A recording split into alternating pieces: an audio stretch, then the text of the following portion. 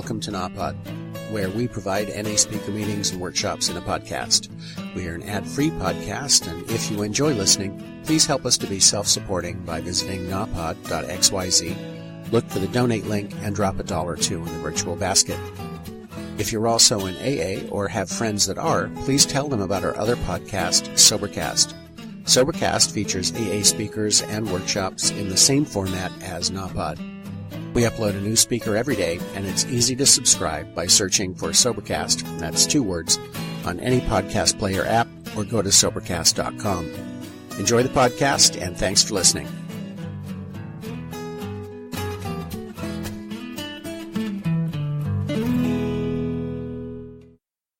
When we were very small, he came with a taping and CD business and did it on a shoestring, took a risk, and he's been here every year since. But in addition to that, he's got one of the most awesome messages of recovery from addiction that I know. I'm going to give you my friend Chuck from Pittsburgh.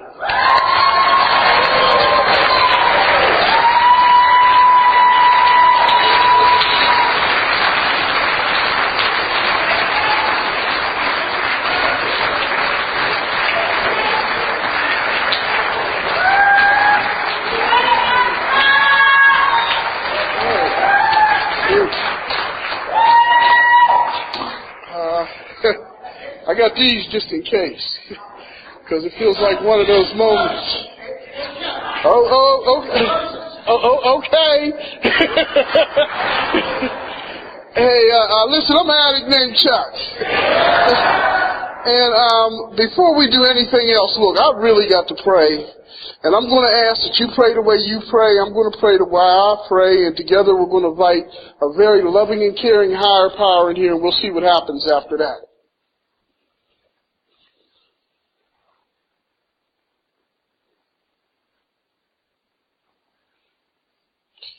Okay, once again, addict named Chuck. Man, I'm going to tell you, I don't know where I am going with this. I am so filled up. I'm going to tell you, all your speakers, y'all did a wonderful job this weekend. But it's the people that I've met here that touch me so much since the very first day. I remember meeting Jim and Kathleen, and they were speaking on relationships. And they mentioned their clean time, and I was like, wow, I've never met anybody with that much clean time before.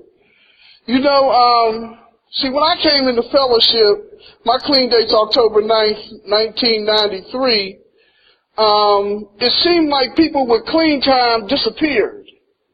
You just didn't see them where I lived at. So to see somebody with 5 years clean, it was like a whole lot to me.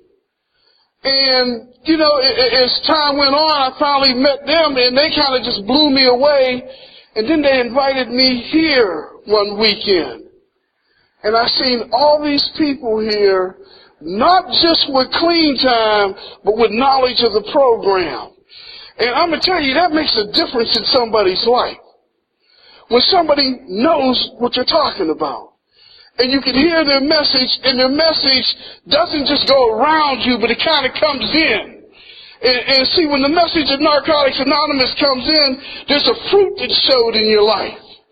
All of a sudden, you start seeing things a whole lot differently. And I'm going to tell you, when I came in here, I was a guy who just, look, I couldn't read all that well. There was a lot of things I just didn't know how to do. Okay? But I came in here, and I sat down. And when I sat down, I started listening. And I learned that a lot of people don't know how to listen. You don't have to believe that if you don't want to, because you might be a person who don't know how to listen. Okay? But I noticed that. And I noticed that a lot of people was getting things kind of twisted. And when I would question it sometimes, people would tell me, oh, you need to shut up, because you don't know what you're talking about anyway. I got tired of hearing that. So I decided to read the book myself. Okay? And I'm going to tell you something, that when I came in here, it was actually dangerous for a new person to read the book where I was at. Because if I would read the book and I would learn something and I would bring it to the groups that I was going around, I would get challenged saying that I don't need to talk about that. I need to sit down and shut up and we'll tell you what to do. That ain't what the literature said to me. The literature said to me that if I follow what the literature has to say, I'm going to stay clean one day at a time. And when I came in here, I didn't think that was possible. It's something to have such a low self-esteem, no confidence, no belief in yourself whatsoever, that you don't believe that you could actually do this. But I'm going to tell you, since I couldn't read so good, and since I was like one of those non-understanding type people, that I didn't understand stuff so much, what I did was I read the basic text out loud to myself. And I bought this cheap tape recorder with a cheap tape. You know, kind of like my mind was when I came in here. You know? And so I read the basic text out loud. I recorded it on the tape. And I would listen to it. Well, it was a cheap tape recorder, cheap recording. I couldn't understand what I was listening to. Okay? So I got a better tape. And did it again. And once again, even though I had a better tape, the recording device was still cheap. So I still had a cheap recording. Then one day, I kept hearing this thing that if you don't pray, you can't stay. And I kind of bought into that.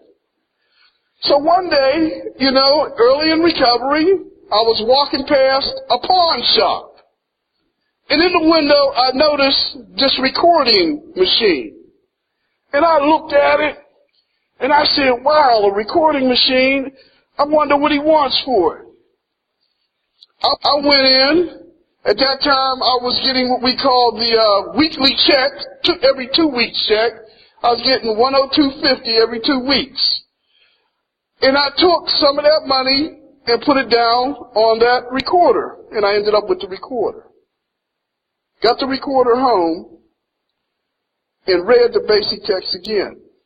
Now, there's a problem with reading the basic text too many times. You just might learn something. Okay? And when I recorded it this time, something amazing happened. I started listening to this person, and I didn't know who he was. I knew I was a coward at heart, but this person had courage. And I knew I didn't have none. This person had a confidence about himself that I knew it couldn't have possibly been me. And this person was speaking with such a clear voice that I was sitting there listening and I was saying, that can't be me. And then I realized something one day when I was looking in the mirror. I don't know about you when you first got clean. Me and mirrors didn't get along too well. You know, I kind of avoided them as much as I could. But just one day I looked in the mirror and I started smiling and I had to step back. And I kind of peeked around the side like I was going to sneak up on this person in the mirror. And I realized it was me. And what I also realized that something was happening in my life. And what was happening was called the program of Narcotics Anonymous. It was getting in there. And it wasn't like it was just seeping in there. It wasn't like through osmosis I was sitting next to somebody and I was getting what they had. It was like I was spending time in this book and I was reading this literature and I was asking questions about things I didn't understand. Like I didn't understand who was an addict. And I didn't understand why the literature said most of us don't have to think twice about that. What I learned was, and it took a while to learn, that some people still think twice about that. Some people really haven't accepted the fact that they were addicts just yet, and they really needed this program. I accepted that fact. I was too scared to go back where I was. See, I remembered my day of admission. I don't know about you, but there was a lot of times that you could not have convinced me I was an addict with all the behaviors that I had. It didn't matter that I could spend every dime that I had and every dime that you had and every dime that anybody else had, trying to get another one. It didn't matter that a lot of people looked at me and their heads always dropped. None of that mattered. The only thing that mattered was what I thought about myself. And I was convincing myself I was okay. But I remember the day that I made that admission. And when I made this admission, it was like I was in an emergency room and I was laying on a gurney and they said, "We can't find nothing wrong with you." And I said, "I have a problem with drugs and I need help." There's something about admitting something. When you admit to something, you have to own up to what you're admitting to. And you have to accept the fact that, look, you admitted it, so it must be real about you. Now, what you going to do about it? When I made this admittance, my higher power stepped in. See, I always heard that thing, you take one step, he'll take two and all that. It never worked, because every time I tried to cop at 3 o'clock in the morning, I always got burnt. I thought I was taking the right step. But when I did this time, a door opened up. And I remember going to a rehab and this process started. And I'm going to tell you something. The first basic text that I had was a 4th edition. And this 4th edition came to my house by way of a recovery place.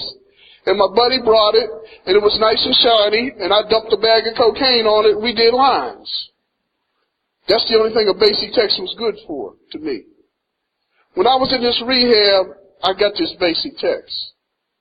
And I started reading this book. Now, I had shared earlier with the 8-step list group people how I had tried to do an 8th step in a detox. I don't suggest that for anybody.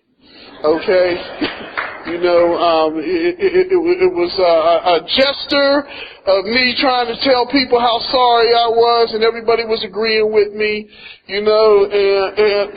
but I'm also say this. That foolishness brought about a desire for me to want to do something else. Now, I'm going to fast forward ahead, because really I want to talk more about my recovery and the process of recovery that I was in with the literature. See, I was one of those guys that got a grade book before I met Jim and Kathleen and knew anything about the 12-step retreat and the history and tradition retreat. And I remember when I got this book and I took it to a meeting, I was told, "You're not allowed to read that here." And I didn't understand why, because a lot of times people will say things to you without giving you a reason.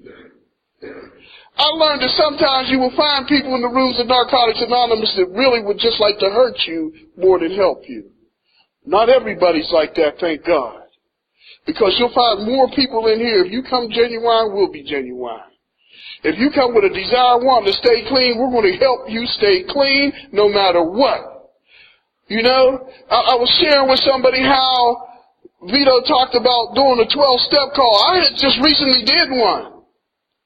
And I had done one with this guy a couple times. Okay? This time when he said, "I need help," I asked him where he's at. He told me he was in a homeless shelter. And I said, "Well, how'd you get there?" Which I already knew. But what happened was this time when he went through his process, He ended up in jail. He ended up with kidney failure. He ended up with a broken leg. He ended up with a wheelchair. I called him and I said, come on, man, I'm going to take you to this retreat. And he ended up with the same excuse he had been giving me for years. As soon as it got time to go, he wasn't ready to go. Not everybody's ready to go when it's time. We come in our own time. God picks the time. He makes the opportunity available for us, and then we take it from there. And we have to. This is a God-given program. I really believe that no matter what. But I also believe that if you don't do the work, you're not going to get the benefits of what this program got to offer you. I got my first grade book, and I started reading it. And I noticed how poetic it was. There's something about unedited literature. When you get literature that ain't been edited, that, people done put it grammatically correct and all that there, sometimes it reads so much better than the other stuff does.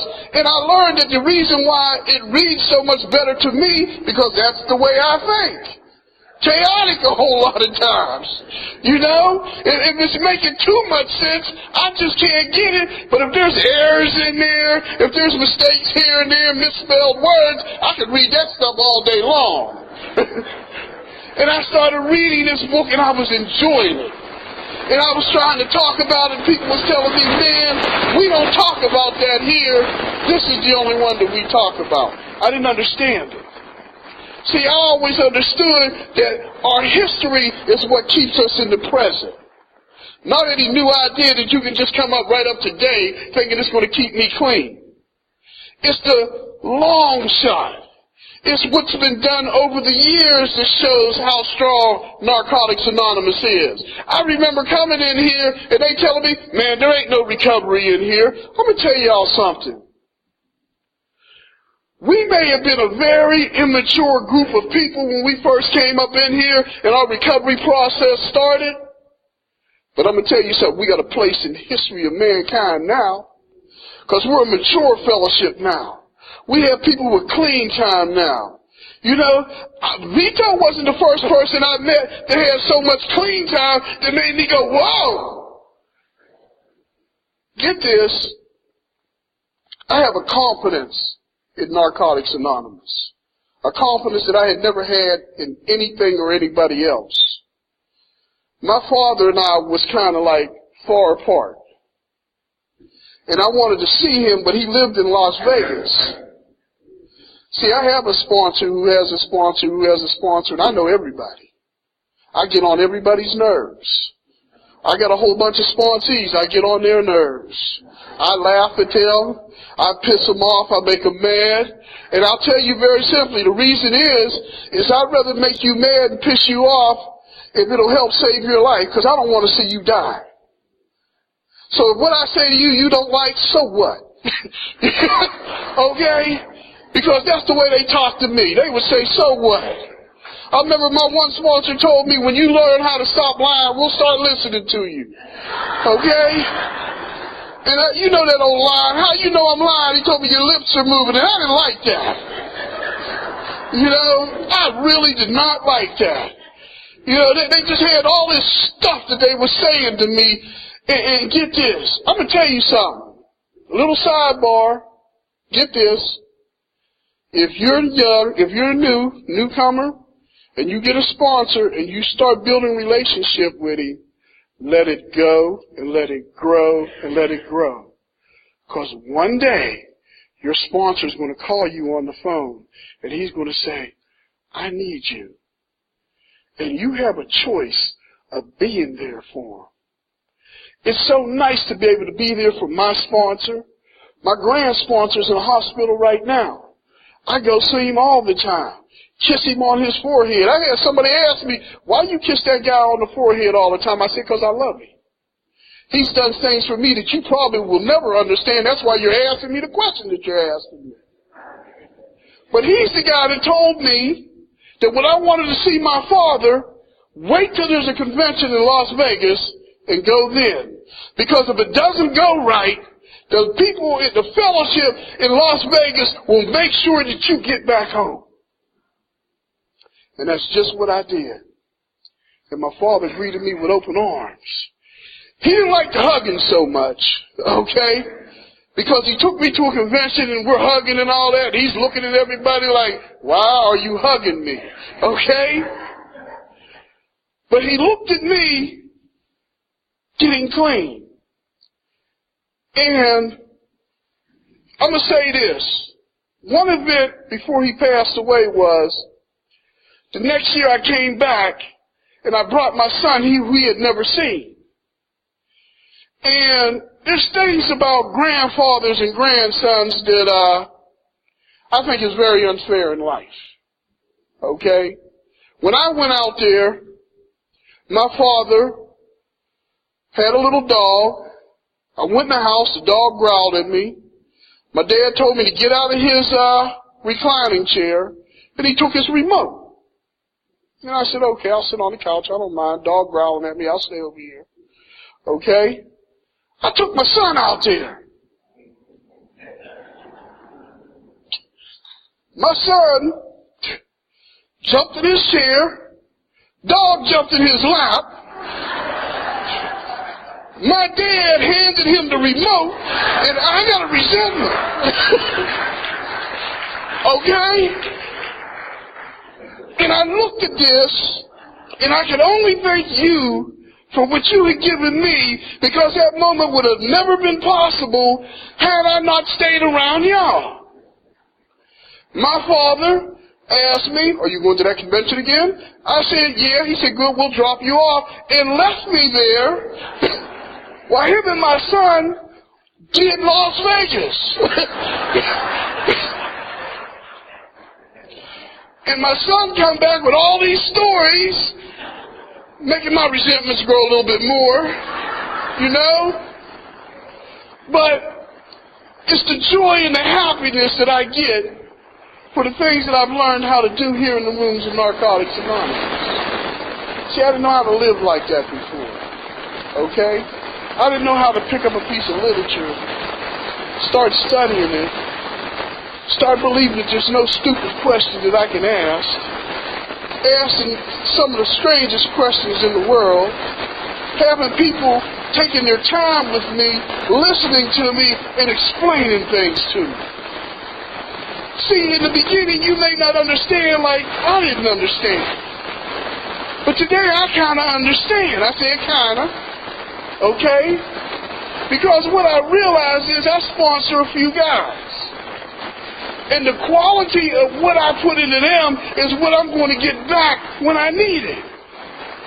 If I put a whole bunch of junk in their head, I may find myself out of place, which I have, out of time, which I have, in a bad situation, which I have, and one of them will call me and help restore me back to sanity. See, when you read the second step, it talks about before we didn't need faith or sanity. Some of the guys that I sponsor, I believed in before they could believe in themselves. I would just simply tell them, if you stay here, you're going to be all right. It didn't matter what. Some of the guys I sponsor have said some of the strangest things to me, and all I can do is chuckle and laugh because I said some of the strangest things in the world to my sponsor. I remember one time telling my sponsor, man, I got a great idea, and he ducked down. I didn't understand that at first. You know? But he sat up and he said, okay, I'm going to be serious. And I explained my plan to him. And he was so sincere, and he listened to me so kindly, and he was just like, he waited till I got finished, and he said, are you finished? I said, yeah. He says, you know, Chuck, that's the stupidest thing I ever heard. But he said, I want you to go ahead and try it, because I need a laugh every now and then. Sponsors need to laugh. And a lot of times, their sponsees is going to give them the best laugh they're going to have in a day. Okay? Especially if we come up with some great ideas. Because I don't know about you, but if you study our literature, man, you know, it talks about us not ever having great ideas for real. And sometimes my best thinking kind of got me in some places I really didn't want to be in. I don't know if you're like me, but did you ever just drag yourself into a situation You know, you got a hold of you and you're dragging yourself in it. You know you don't want to be there. You can see what's coming, but you drag yourself in there anyway. And then now you got to tell somebody what happened, because I've done that. And then see, I got sponsees that we share mutual problems. That's why I love for my guys, I tell them, if you have a problem, call me. Because see, I may be in one of those situations where I'm getting ready to bust my wife in the head with a hammer. Okay? And you call me at the right time, and you may save my life, because my wife got a brown belt in karate. She can kind of fight. You know? And I'm like, call me. Save me. From me. Because I need that kind of help today. Look, working on 19 years, I still need a lot of help. I'll never believe that I'll ever be able to do this by myself. And I know I can. Our literature says that. And the more I study our literature, and I'm going to tell you something, if you ever find yourself with nothing to do, and that's hard to believe for an addict, because we get hooked on anything, okay, with nothing to do, pick up the grade book and compare it to another edition of the basic text. And look at how the words have changed. Okay? And look how the words were changed. And a lot of times, I agree very much with, I don't think our literature should have been changed as much as it has. Because the original way had more impact on us than it did when somebody makes everything kind of grammatically correct. Okay? See, because there was days, man, that I was kind of real depressed. And I just didn't know what to do with myself. Okay? And our literature addresses them days. It says, what can I do? What can I do, Chuck? Here you almost 19 years later, and see, that's my favorite time to celebrate. Whoever's celebrating the year before I celebrate is my favorite year. So all those people who celebrated 19 years, I was like rooting hard for you, okay? Because if you can get 19, I can get 19 too. Okay, I don't know about 52, Vito. Okay? I just kind of didn't start soon enough for that. I can see me, but look, I can see me with IVs in a wheelchair. Okay? Sitting here coming to a meeting because of the way I treated people in the past, I believe they'll treat me the same way in my future. And it's all in how you treat each other up in here. It's the respect that we have for each other. We ain't really got to put each other down anymore because we've been down long enough. I've hurt a lot enough. You don't realize how many tears I cried just to get here. I don't know if you ever cried them tears in the middle of the night when they run into your ears and it's just all in your ears and you just, why do I keep going this way? And it ain't always about a drug. That I'm in this situation. Just the way I live my life sometimes puts me in that situation. Because of the people that I love. See, I got a son that doesn't think this program works. And he thinks that it's so worthless that for the last 10 years, if he's been out of jail 18 months, I'm impressed. And his journey started with a DUI. They keep getting violated. A simple DUI. Somebody saying, if you'll stop, we'll leave you alone. The messages that we hear in these rooms about people who have stopped and they have left us alone. The message that we hear from each other and that we give to each other when I stood up and tried. And not only did they leave me alone, but they gave me opportunity. And I have the opportunity to be a much better person than I've ever been before in my life. It's real nice when somebody walks up to you and say, you're such a nice person. And then you sometimes look, are you talking about me? But see, I remember one time they had a convention in Pittsburgh. And I was standing with a group of people that I work with, and they was talking about it made the newspaper, 15,000 addicts in the city of Pittsburgh celebrating recovery.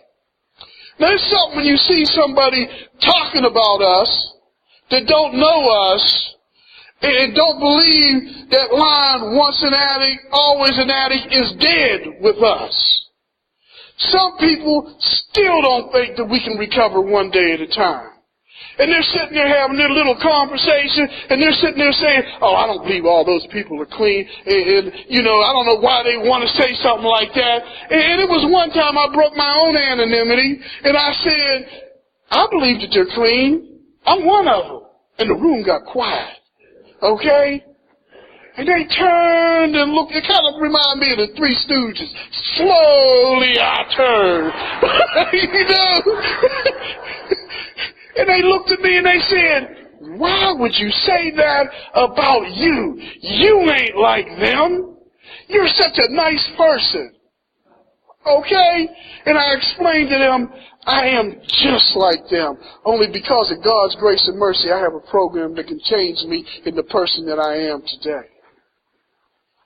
See, I really believe that this is a program that came straight from God. I believe that. And I'm not saying that against your higher power or what you believe or anything like that.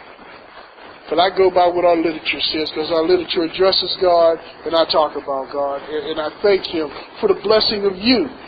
Because many times I joke with people and I tell them, I hope you don't really think you're just here for you. He put you here for me. I'm the needy guy. Okay? I'm the one who don't know what he's doing half the time. And I need to see you every day. And I know what happens to me when I don't see you. I kind of get off to the side. Remember the VA commercial, you start leaning to one side? Okay, I start leaning. And I know I need to get to a meeting. And I need to sit with you, and I need to listen to you. And I need to hear what you got to say. Most recently I applied for a job. I got to go back to work. I ain't too thrilled about that. But I got to go back to work. I've been on unemployment now for almost 2 years. I'm going to school. I'm loving it. I've been working for a long time. I ain't never had no summer off where I could just hang out. I'm going to be truthful about it. I ain't never had no convention where I can go and just hang out. I had a ball this weekend. I don't know about y'all. Okay? Talking to people, sitting up. I ain't got to get up and run and do nothing. I ain't moving. I'm sitting in this chair. Rich was looking at me. He said, Chuck, you look good in that chair. I said, don't I? Yeah. I look good sitting there paying attention to what you got to say. So I thought I was going to go on this job site and anonymously go in, have an interview, and leave. Okay, now I'm nervous because, I'm just nervous. I go to the interview, I pull into the parking lot. As soon as I get out of my car, hey, Chuck, is that you? I'm like, yeah, I guess that's me. Okay, hey, man, it's good to see you. And I turn the corner, hey, man, there's Chuck, look, this Chuck. Now I know about 5 people, and I ain't got to the building yet. Okay? One guy called me, he said, come on, man, you ain't got to go to the front door, you can go in the back door. Come in this way. I'm like, no, I'm going to go in the front door. I'm going to do this the way I'm supposed to do it. I get into the building. Another guy calls me, he says, before I go in the building, the guy said, oh, don't worry, Chuck, I got the key. Here's another one I know. And all these people are in recovery. Now, I don't know what made me think that I can get into a place like this without anybody knowing me. Okay? See, that's the beautiful part about the Fellowship of Narcotics Anonymous. If you keep coming around here, we're going to know your name. And I don't know about you, but it was so nice when somebody remembered my name. And they said, hey, Chuck, it's good to see you. And I went inside the building, and the next thing you know, the program director opened up his door, another recovering addict. Hey, Chuck, how you doing? How's the kids? They're doing fine. How are yours? And the lady's looking at me. She said, are you one of us? You too? It's like, yeah, me too. So I did the interview, and I'm going to tell you something. Sometimes in recovery, we can get so sensitive to some people that are for us. We can also tell people who ain't so much for us. And I met a person there that I didn't believe was so much for us. Some people get resentments at the accomplishments that we can make because of what we do in our lives today. Okay? They want to hold it against us because God gave us a second chance and they didn't know what to do with their first chance. Okay? And He puts us in positions. See, I really believe that, look, I got what I got because of what I've been doing. Okay? Every job interview I ever went on since I've been in recovery has been one of those things that most of the time I didn't put an application in. Somebody called me on the phone. They asked me just to show up. And he said, I'll take care of it from here. You know, it's something when you're sitting out there filling out an application and somebody says, who was your last supervisor? And you're trying to think, who was my last supervisor? And your last supervisor walks in the door and they say, give me that, I'll fill that out for you. Things like that happen for us. We call them miracles. I call them signposts. You know, I'm gonna let this one in. I got to let this one in. I don't want to say this so people can hear this. I dreamed about hugging Vito. Never met him. First time I ever seen him, I couldn't have told you what he looked like. It was in 1994 at the World Convention in Baltimore. I was so far away that I couldn't have told you what he was, you know, from where I was sitting at. All right, and the way everybody got around him, but me at 9 months, I didn't have the courage to walk up and say hi to somebody. I just didn't have it like that, you know. I was the kind of the stand back in the cut type guy. I'll watch everything that's going on, and I'll listen to every word that you got to say. I'm going to tell you, he spoke on self-acceptance. And that thing that he did on self-acceptance lifted me up. You know, because sometimes I need to hear something that lifts me up. Man, I've been listening to that CD for quite a long time. Broke a couple, okay? You know, I will break a tape listening to it. You know how they break in the tape? Yeah, but I made a copy. Okay?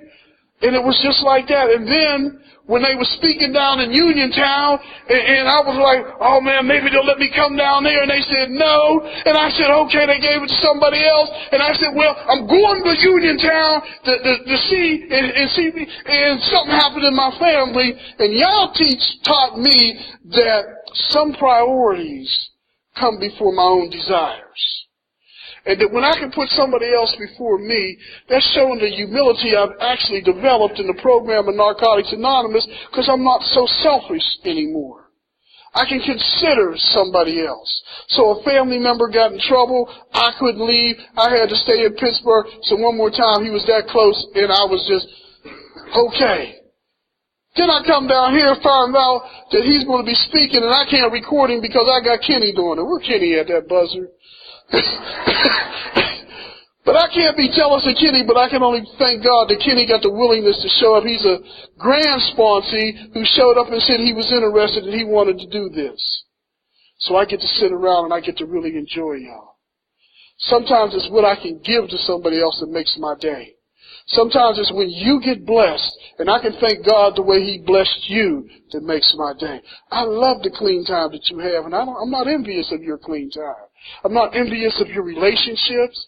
You know, I'm not envious of who you are, how much money you make. It doesn't matter to me.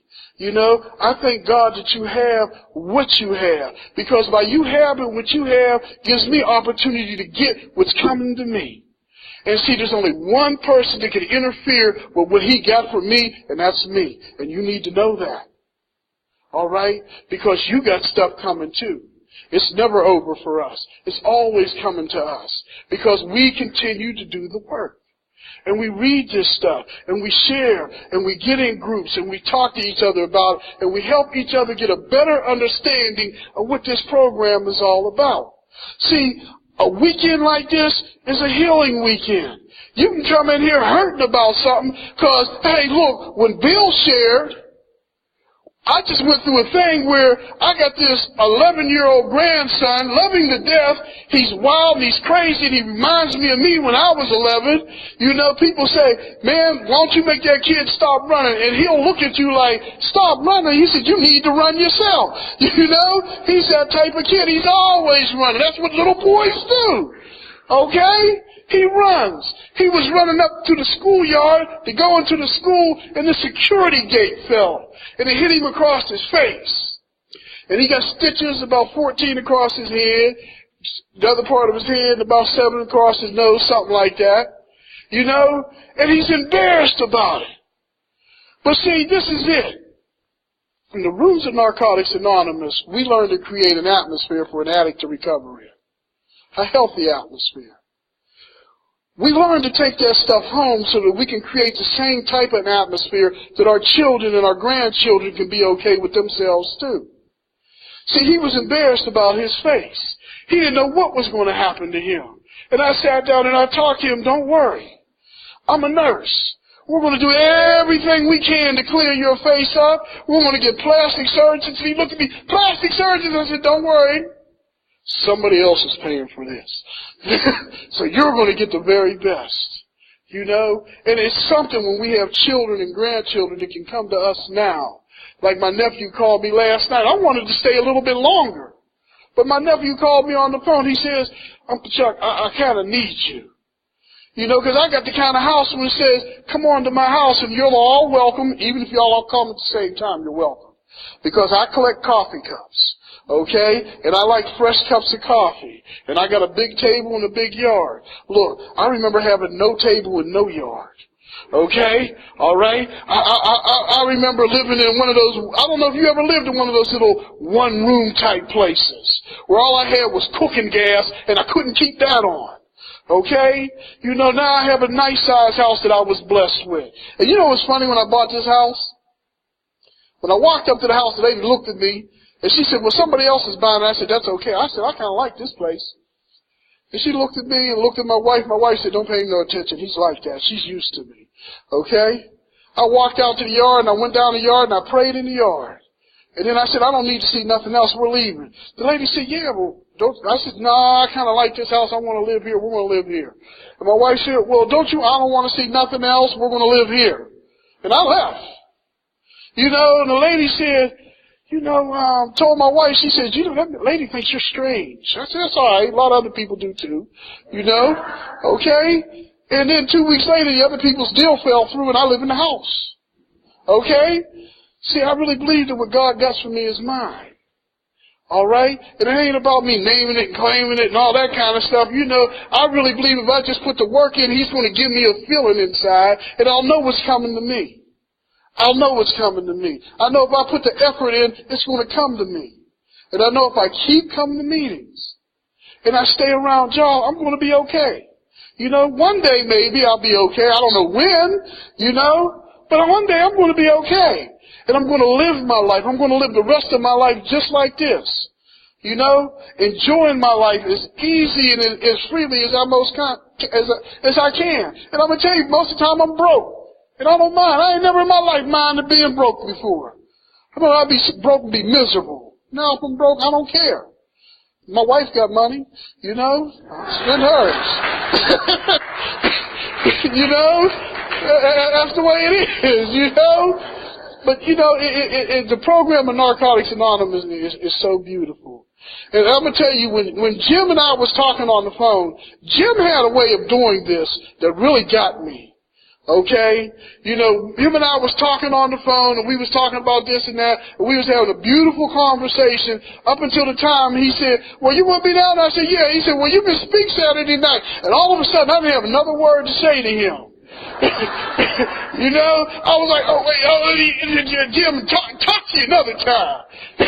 You know, but it's such an honor and such a privilege, and it was something that, I just never expected or thought could ever happen, you know. And there's a lot of things that has happened in my life that I never thought that could happen for me. And I know that the only reason why it's happening for me is because of the work that I do here at Narcotics Anonymous. You know, now, I apologize if I didn't give you no long drug-a-log or anything like that. You know, it didn't tell you about all the drugs that I used and anything like that. But recovery is more to that. There's more to recovery than that. It's the actual process of living in recovery that shows recovery. Okay? It's being able to talk about our literature, experiencing our literature, doing steps with your sponsees. I love doing step work with my sponsees. I love it. Because every time I do a step with them, I get to revisit the step all over again. And I get refreshed. And I get encouraged. And I feel much better about everything I'm doing. I even have an unemployment sponsor. You know, Jason, where's he at? He's back there someplace. Jason's my unemployment sponsor. His unemployment runs out a month before I do. So instead of me getting nervous, I'll let him get nervous. And then me and him will talk about it, and we'll pray, and he'll give us another extension. But that's the way it is. You know, we talk about pain shared is pain lessened. And there's a lot of things that hurt us that we won't talk about. I'd rather keep my pain deep inside and not tell you that this is bothering me. But I've learned that when I tell you everything that bothers me, I can get better, and you will too. Because when you share your pain, somebody else is listening that needed to hear what you had to say. And they didn't have the courage to say what you said. But because you said it now, they just may have the courage to get past what they got to get past. Listen, you know, I'm going to thank y'all very much. I'm going to thank Jim and Kathleen for being such wonderful people. You know, hey, won't y'all give them a hand for me? Just give Jim. You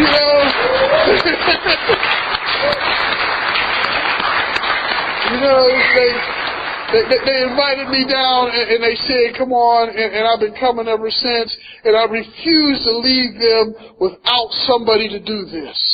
Without it, you know. And I'm going to tell you, if this is your first time being here, let the next time be the second time. Okay? And I promise you, look, I promise you, if you come here the way the literature talks about, honest, open-minded, and willing, you're going to leave here with a wealth of knowledge. You're going to learn things about yourself, and you're going to get a better understanding of the program of Narcotics Anonymous. I want to tell you, I love you more than what you could ever imagine. Because never in my life have I met anybody like you. I ain't never met people just like you who I found out was just like me. I love you. God bless you. Thanks.